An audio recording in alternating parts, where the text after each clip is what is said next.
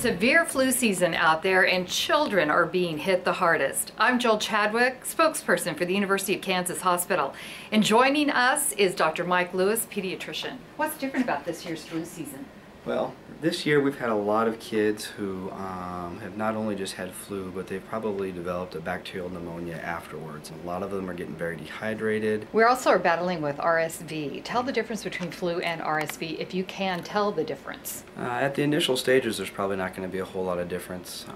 Generalized kind of just cough, fever, just not feeling very good. Kids who are less than 2 are more likely to have issues, versus flu doesn't really have that kind of age discrimination. The kids who are younger probably get sicker, but we've seen a lot of kids who've been adolescents who've had flu as well. What are some of the symptoms that you look for? Really, the biggest thing when they come in, we want to see, do they have any type of respiratory distress?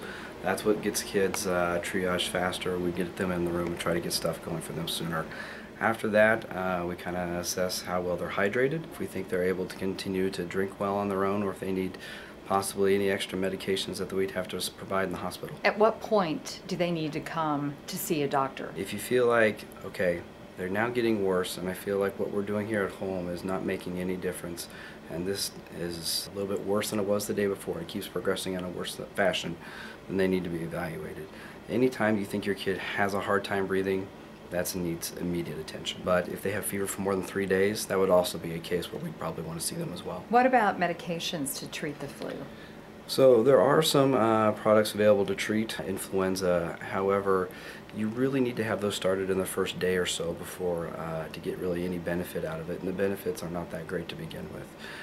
It's not tolerated as well in children as what it is in adults.